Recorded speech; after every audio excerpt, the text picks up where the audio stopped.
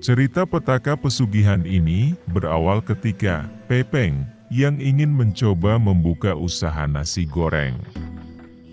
Hanya saja, impiannya tak setinggi modal yang dimilikinya. Sebelum tergoda melakukan praktik pesugihan ini, Pepeng hanya mampu membeli gerobak, peralatan masak, dan bahan baku dengan kualitas rendah di pasar Astana Anyar. Permasalahan yang menempel di kepala terkait modal itu kemudian luruh. Ketika ia membaca sebuah majalah misteri pesugihan dan penglaris di gerai kecil dekat kosnya. Yang membuat Pepeng penasaran adalah judul di sampul tersebut tertera praktik ilmu hitam yang membahas penglaris pesugihan rezeki rumah makan. Berbekal informasi tersebut, sampailah Pepeng di hadapan dukun yang digadang-gadangkan mampu melancarkan niatnya untuk mengambil pesugihan. Sebut saja dukun dalam majalah tersebut bernama Mbah Joyo. Pepeng yang terhimpit tuntutan hidup segera bertanya kepada Mbah Joyo mengenai syarat untuk melakukan pesugihan yang tertera dalam majalah. Mbah Joyo berkata kepada Pepeng, "Pesugihan ini tidaklah sulit. Kamu hanya perlu memberikan uang kepada saya hari ini sebagai mahar, serta menyiapkan jamuan untuk sang penolong setiap hari." Pepeng sadar jika sang penolong tersebut bukanlah manusia. Demi menggapai bisnisnya untuk membuka kios nasi goreng, ia menyanggupi syarat pesugihan yang mengharuskan memberikan jamuan sebelum memulai usaha.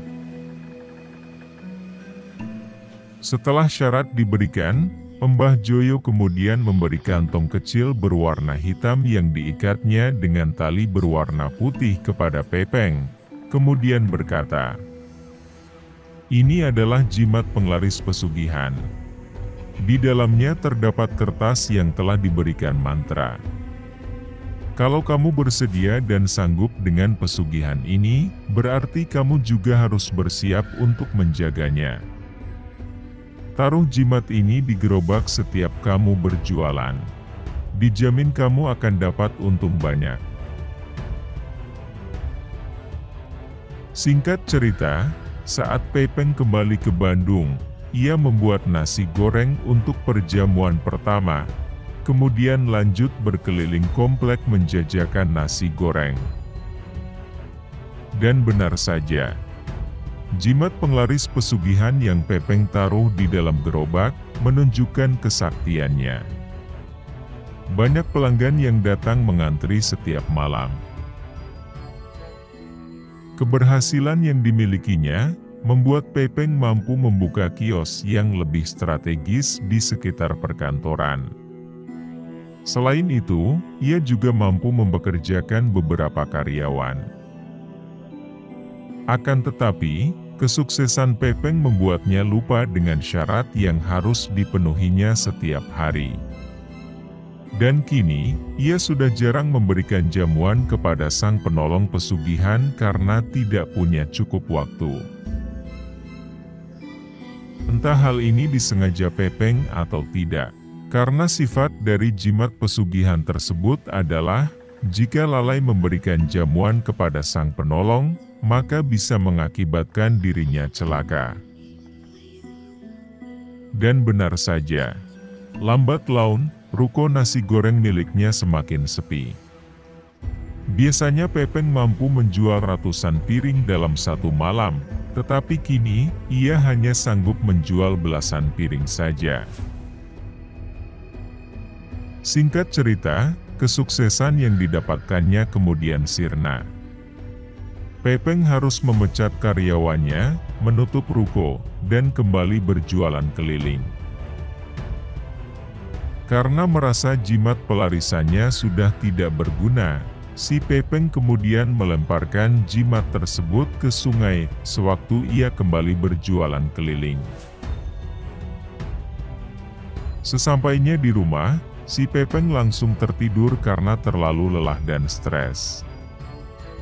Dalam mimpinya, ia mendapati kaki dan tangannya diikat di sebuah ruangan bersama sosok yang tinggi besar, mirip genderuwo. Pepeng segera tersadar jika makhluk pesugihan tersebut telah marah. Esok harinya, ia kembali ke rumah Mbah Joyo untuk mencoba meminta pertolongan. Namun betapa terkejutnya si Pepeng karena Mbah Joyo telah meninggal dunia. Sampai saat video ini diterbitkan, si Pepeng masih tetap berjualan nasi goreng keliling. Dan ditemani sosok genderuwo tinggi besar yang selalu melihatnya dari kejauhan.